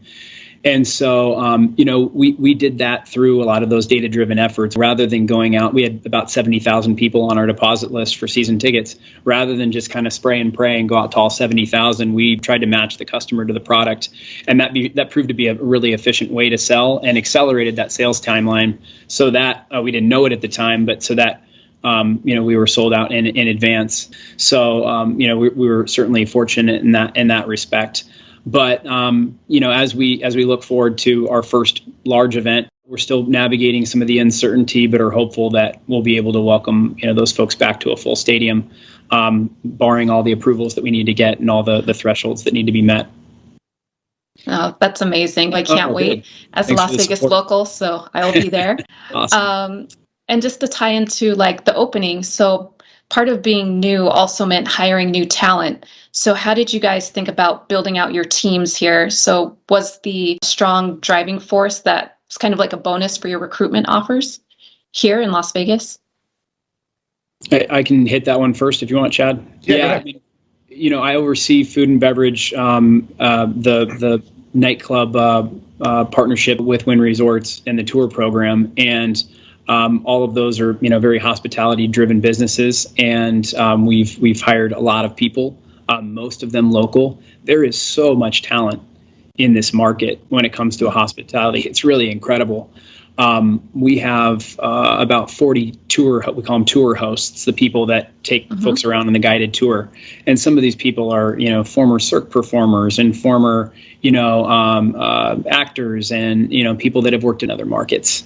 And there's just so much talent and everybody has this incredible, culture and sort of hospitality mindset that has really been amazing. I mean, it's a huge strategic advantage when you're running a hospitality business. Also, there's a lot of great free agents out there right now. Unfortunately, people have had to cut back, which means you're able to grab talent that's available in the market that might have not otherwise been available. Amazing. Yeah. And how about you, Chad? We were very, very fortunate that we knew we were closing the property a year in advance. And ultimately, we offered a bonus program for any of our team members that would stay until the very last day. So if they stayed till the last day, we had a couple of things in place for them. Number one, we paid them a bonus. Number two, we allowed them to aggregate their vacations so that they didn't hit a maximum. They could get as much as they could earn in that year. So not only did we give them a bonus for staying until the last day, we paid out their vacation, unlimited, as much as they could earn in that year, but also they were able to plan. It was kind of an accident that we closed February 3rd as the pandemic was just starting to hit for remodeling. And it was very fortunate for our team members that they were able to plan in advance for not being employed for a certain period of time. And so 90% of our team members stayed on board until the last day. Of those 90%, part of that program of them staying until the last day was that they could come back, keep their seniority with no interview into their positions. So of the 90% that stayed until the last day, 80% of those team members came back. And so the 1,600 employees that we hired, 1,300 of them were previous employees that had returned. So from a training perspective, from a culture perspective, understanding their job, having their seniority, their happiness to arrive on property and see what we had done there. We hired 300 initially for the official opening, and we're hiring another 400 by the end of summer. And so we are finding that there is a tremendous pool of talent. We're also finding that, there are some challenges in hiring for some of the higher volume positions. There are a lot of folks opening back up again. There's a lot of job opportunity in the city right now. And so it is a little bit more difficult from our experience anyway, and from what we're hearing from the market, to get some of those jobs where you need more folks in those positions. Some of them may be seasonal, and especially the on-call positions. We've really been trying to find creative ways to make sure we're staffing appropriately. That's amazing. Yeah. And just the talent here is just remarkable. They all have incredible backgrounds. So excited about that. And so just to wrap things up, do you guys have any last one piece of advice that you'd like to share with the viewers watching? Well, Brandon, I'll jump in. I'll just real quick, I think for the viewers that are watching from advertising and marketing and being a part of this Las Vegas Interactive Marketing Association program and speaking today, I think innovation is key. The only thing that's guaranteed to stay the same is that it's going to continue to change. And so as marketers, we have to be flexible. I call it a Gumby attitude. Always be flexible. For some of you younger folks, you probably don't know what that means, but you can Google it. It's safe, I promise. Have that Gumby attitude and be willing to change and be willing to innovate new ways of looking at things. Don't get trapped in the box, because things like COVID, things like, unfortunately, the tragedies of October 1st, things like the Great Recession, they're going to come along. And as marketers, if we're not innovative and we don't have that Gumby flexible attitude, we're going to fail every time. So that's my words, my 2 cents for what it's worth. Fantastic. And you, Brandon? Yeah, I'm a big believer in market research and investing in market research. And, oftentimes we sit around conference rooms, folks, leaders within the organization, trying to guess what our customers want. And trying to, sort of I think too often we let our guessing influence our business decisions. There's no better person to ask than the customer when you're trying to figure out what they want. And people love sharing their opinions and their desires and how much they're willing to pay even sometimes. And so we've really taken that as a part of our strategy. No decisions made without talking to the customer, and the benefits of that have been realized multiple times over. So listen to your customers. Fantastic. Chad and Brandon, thank you so much for this. I'm sure we could have talked another 3 to 4 hours about sports and tourism in Las Vegas. So thank you again for your time. Absolutely. Thanks, Tiffany. My pleasure. Thank you, LVIMA, and our guests. Now we make our way to the Pacific Northwest, a region that has the highest number of B Corp certified companies in the U.S., and a region where purpose infuses much of what we do, from major global brands to the next generation of marketing powerhouses. Think Northwest is proud to welcome Natalie Bowman, Managing Director, Marketing and Advertising at Alaska Airlines, and Kevin Carroll, founder of Kevin Carroll Catalyst, LLC, to talk about the path to purpose.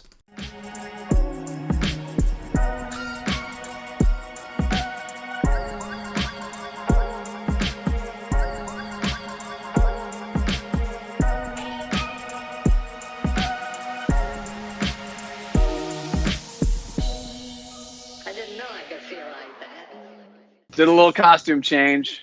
How do we look? How do we look? Look all right? Good. Okay. I like it. I like it. For those not in the know, Portland Timbers, Alaska Airlines, our sponsor, our beloved sponsor here.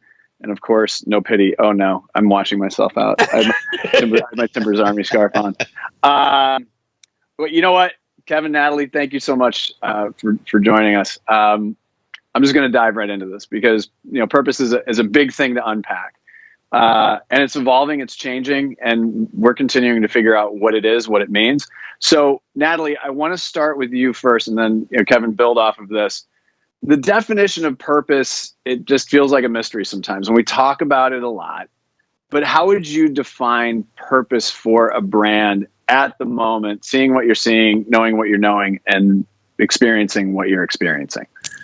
Yeah, I think for a brand, purpose is the deeper meaning beyond just making money, right? At the end of the day, every brand needs to make money in some shape or form. That's why they're there. I think the purpose is that deeper reason so that you're not always just chasing the dollar, but you're trying to do something bigger than that. Mm-hmm. I love that. I love that. I think also too, Natalie, when I worked at Nike, Bill Bowerman had this great quote, if you do the right thing, the money will come. And so I think purpose is about doing the right thing. I think it's about doing the right thing, knowing that it might be contrary to what other people think you should be doing as a brand, but you have the courage to do the right thing. And I think it's always about having a positive impact on humanity. Yeah, and I think that, where I sit on this, and as context, I'm an advisor and I'm the adjunct pool for the University of Oregon's Masters of Advertising and Brand Responsibility. Say that 10 times fast. But Deb Morrison, who is at the University of Oregon in the School of Journalism and Communications in the advertising program, been running it forever and works on this master's program. She talks about this idea of do no harm. And to Natalie, your point is really interesting because I talk about this a lot. If you can have a shared ambition to do no harm, to me, that feels like a good place to work from because there's this conflation between corporate social responsibility or CSR, which is still extremely important. And don't misread, CSR is still an invaluable part of a company's development. But I'm curious about where this confusion comes in because it's so much more than did a thing. Now let's move on, and we'll get to like accountability here in a minute. But I mean, what are your thoughts on that? I do think a lot of times people conflate brand purpose with social good and believe that if a company or brand is doing things that are good for society or pushing their CSR, that is their brand purpose. But I think that's too shallow. I think that's incredibly important, but that's not who you are. That's not why you exist. That's how you do things. I love what Kevin said, do the right thing, which is one of Alaska's core values. It drives a lot of our decision making. And our brand purpose is creating an airline people love. And people being our employees, our flyers, our shareholders, the media, the community. And I think that can help you drive when your definition is broad enough to help you drive those decisions across every audience that you touch is also really powerful. Yeah. Kevin. I love that idea of staying broad because then you can really capture a lot of things within that broad perspective, but also being intentional. And my grandfather would say, pay attention to your intention, right? So always paying attention to your intention, right? I mean, so know what it is that gets you out of bed in the morning and know why, right? And repeat and repeat and repeat. And I think, having that intention and having that clarity of your intention and grading yourself out at the end of the day, if you will, right? Did we do something to advance that? Even in so incremental way, but we didn't ignore it, right? So it becomes part of your scorekeeping daily, not at the end of the year for your annual report thing, but we're looking at it all the time. So I think that's really that differentiator between, yes, CSR and purpose. I think there is a uniqueness to the two of those things. Yep, we're still trying to suss out what that is. Let's start, Kevin, let's stay with you. What do you see that's good in purpose? Let's start there, and then we will do the old school counterpoint. What do you see that's good in purpose? So organizations, there's a lot of organizations that are doing amazing things out there that I've been really inspired by. I think one of the current things that are happening that's really good, though, is that it's been elevated. The Times dictated it, right? It got elevated. It was amazing what's happened, right? With awareness, a Klieg light got shined on it, right? And I think that was way overdue, long time coming, really great that it's happened, but it also shined a Klieg light on, like you said, Doug, that other part too, like what you haven't been doing. So I do love the fact that it's been elevated. I'm really excited about the level of importance. People feel a sense of responsibility around that, but that also can turn into rhetoric really quickly. Right. Natalie, what do you see that's good? I want to talk about what's bad and go a little bit deeper into what's not good. This is such a Portland way of framing it. It's not bad. It's not bad. It's just not as good as it could be. Yes. Right. Natalie, what do you see that's good?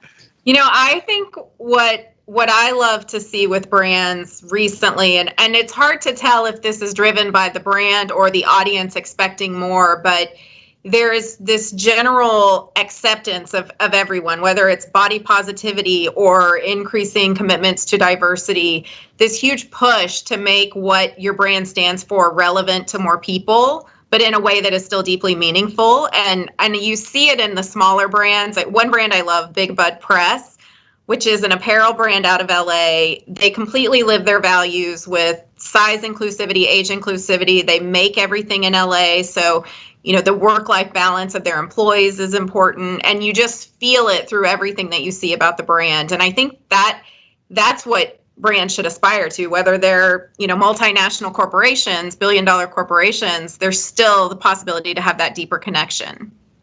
Mm-hmm. That takes courage, though.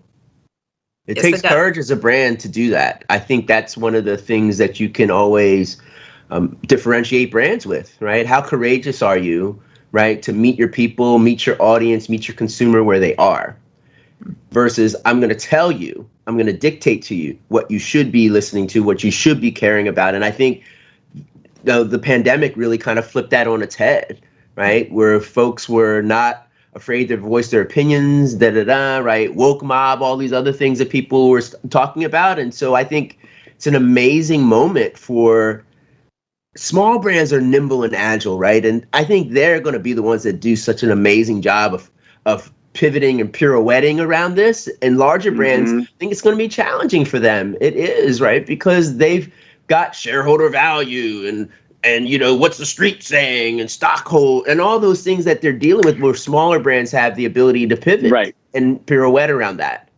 And you bring up a really interesting point. So what I've been talking to students about and talking to other people about is we are in an age right now. So Robert Reich, who former labor secretary, teaches at Cal, several years ago was talking about this idea of like stakeholder primacy, right? So shareholder primacy really started in the 80s. Back in the 50s, the purpose of a company was to make money, but also to be a good citizen and to be a good community member.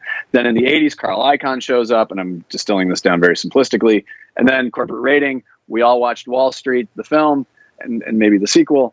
Not as good. But the idea is that shareholder primacy has been pressing down on the C-suite for such a long time. Now we have stakeholders pressing up. So now in the suite, there is this pressure, downward pressure from investors, upward pressure from stakeholders, but it's not necessarily a bad thing. And so that's all going to start. It's the brackish water of getting into this area where over time we will start seeing some of these bigger brands, and I can't really say anything specific about it, but some of the brands that we work with at the Martin Agency, they're not just thinking about it, they're like acting on it, which I think is really heartening. So, where do you see it all kind of mushing together to a point where it's just like, yeah, it's cool, I've got to make money. And I don't think we should be afraid of that and acknowledging that. But again, it's just like there's this sandwich of pressure right now. And I'm curious your thoughts on where you see that. I think, I can speak for Alaska because we have a very progressive board in the sense that they push our leadership to be even more visible in that space. We just launched the livery the new painted aircraft in partnership with UNCF to represent our DEI commitments. Like that was really, pushing from the board for us to make a bold statement and fly an aircraft that for 10 years that showcases our commitment.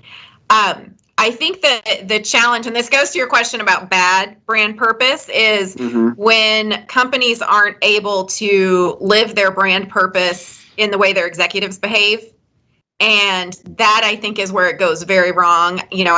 Lululemon is probably an example of that, where you hear it's a wonderful brand that has a huge loyal following, but then you hear about behaviors of leadership there that don't reflect what everyone believes about the brand. And I think that it's a major disconnect. And you worry if the board and leaders are not holding each other accountable to live the brand purpose all of the time. And that's when the shareholders are winning versus the stakeholders. And so that's where I think, to your point, Doug, what you were saying, that's the tension. That's what's getting squeezed. And you will show the true light will shine, right? We're going to see who you are as a leader when that tension comes. And so do you address the people that help to build you, or are you addressing Wall Street? Right. And which one really gets the attention? And I think that's one of the key things that you'll know the board and leadership will really expose who they are during this. This is the time for this to happen. So I honestly believe what you said, Natalie, is so true. Is there a disconnect between behavior of your leadership and what your stakeholders, your street, your audience, your consumers are seeing from the brand? And if they are disparate emotions, activity, behavior, then people are going to be like, well, what's the deal? And they're going to start questioning, and they'll start walking away. Now what? Right. And apologies, I am half Italian, so if I had a lot of gesticulation and hand moving, that explains it. So anyway, we've touched on a couple of companies, a couple of brands that are doing interesting stuff at the moment, and most importantly, good and purposeful stuff. Let's add to that. What brands and people are doing the most interesting things, or what have you seen interesting in purpose that you went, oh, okay, that's kind of cool?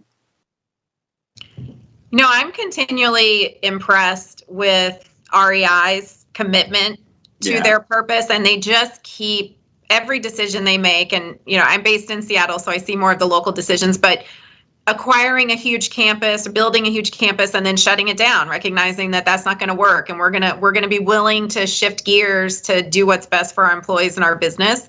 I think they just continue to live their purpose over and over, and it rarely feels like a marketing concept. It feels like it's true to who they are. The benefit is a marketing concept, which is great for them, but you get the sense that that's still these are core decisions they would make even if it didn't benefit them. Right. No, that's brilliant. And let's go back to the idea of small organizations and brands. There's a new one that's an upstart here in Portland, a kid's book about, and what they're doing, and they're expanding in a big way, right? So they got a kid's book about Jelani.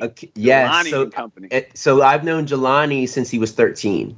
He was my son's first friend. I've known Jelani 24 years. So I've watched him grow up and grow into this very special human being. And so the fact that they have books, they have a podcast, they're going to have a masterclass series, all these things I think are brilliant. And then if you want to look a little bigger, let's look at Pharrell's I Am Other and their whole intention around, basically abolishing remedial, that word remedial. And so that goes back to where you're at with the Martin Agency over in your side of the world there, Doug, where you're working now, right? So they're right there in the Hampton, Virginia area. Yeah. And that whole intention around, right, elevating education and access and equity of access and opportunity, right, around education, right, and reducing labels. And so I think there's something really wonderful around that. And I do have to give a shout out. Nike just dropped this new campaign called Play New, right? Yeah. And so people are actually trying things, like these amazing elite athletes are trying things they're not good at.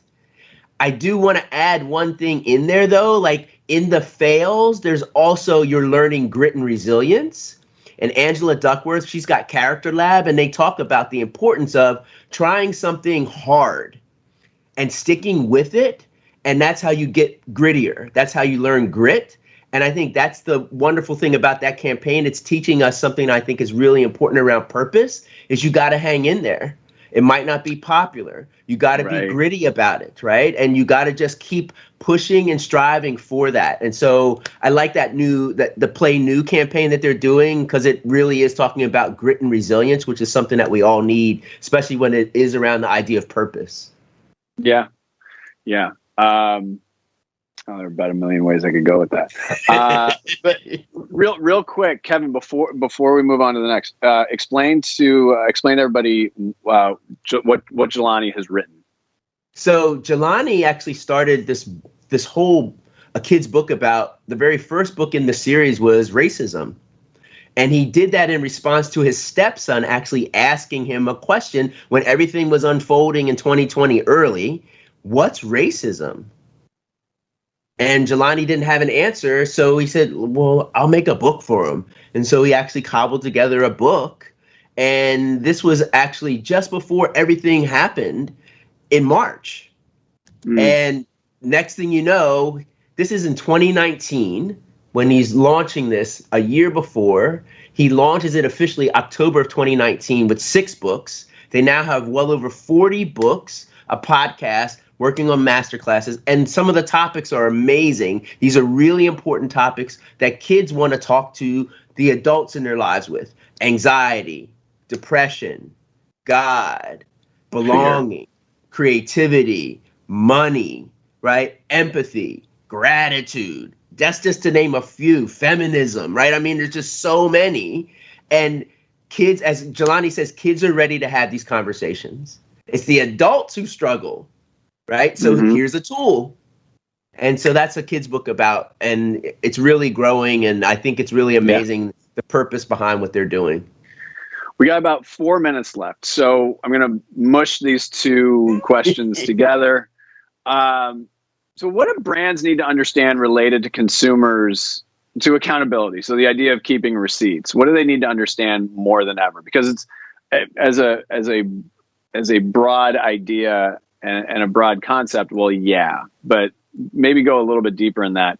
And then, part of this too is learning from it and understanding how important the long game is. So let's start with the accountability part of it and the keeping receipts. Kevin, I want to stick with you on this and let you start on this one. Let's just move from rhetoric to action.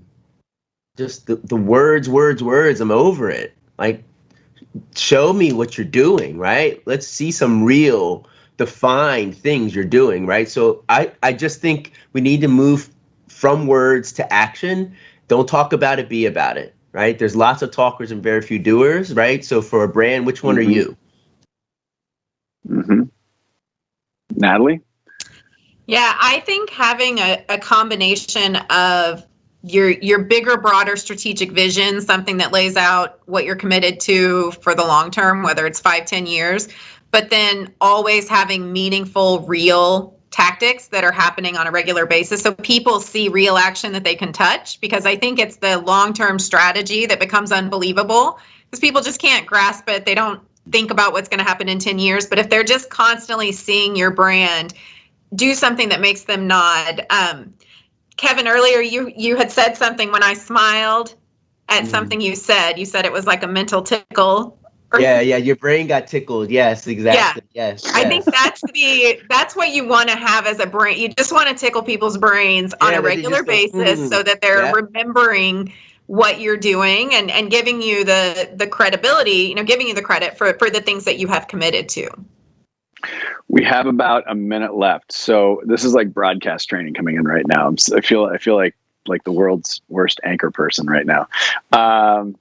Although this would be great for on the air, let's be honest. About a minute left.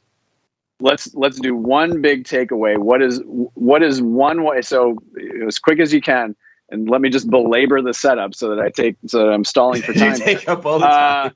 What is one piece of advice that you would give people as it relates to the long game? Like, why is the long game so important? I'll go first. That, Natalie. I think the one important thing for the long game is be bolder than you're comfortable with now so that you can grow into it. Because if it feels mildly bold right now, in 5 years, it's going to feel so boring and you're going to want to find a new one. And that's a recipe for failure.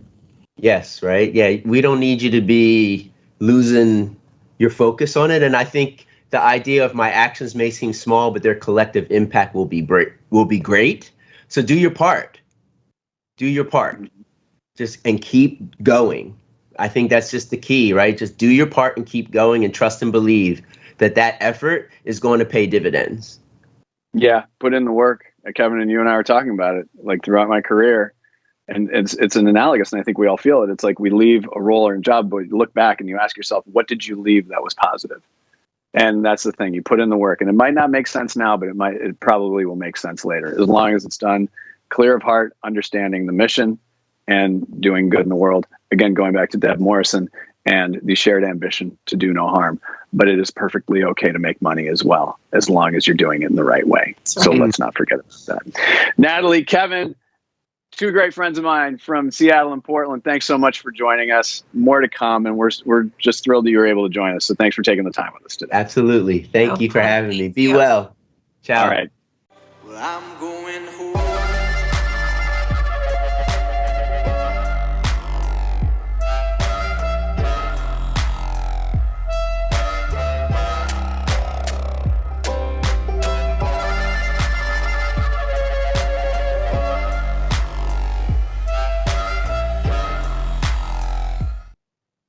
And that's going to wrap it up for us today. Thank you for joining us for Best of the West. I'm just going through all the scrolls right now. It seems like everybody had a good time and learned a lot today. We did too. And again, I want to thank all of our wonderful, wonderful members. So, of course, ThinkLA, sfBIG, Think Northwest, and LVIMA. And critically, to our lovely, lovely partners, T-Mobile Marketing Solutions, and also I'm T-Mobile customer as well, so there's another nod to the Pacific Northwest. We're such homers. I know we are. Future PLC, if you've read a smart brief, and it is smart for you to read a smart brief, they're the wonderful people behind it. Future PLC, thank you so much for your support. And as I said, there's going to be more to come with what we're doing out here in the West, and it's going to start with you. And so we're looking forward to getting your feedback from today's session. We're looking forward to seeing what you're going to do that's great, not just for the West, but for the rest of the world. On behalf of all of us here at the Best of the West, I am Doug Zanger. Thanks so much for joining us, and keep on doing some good.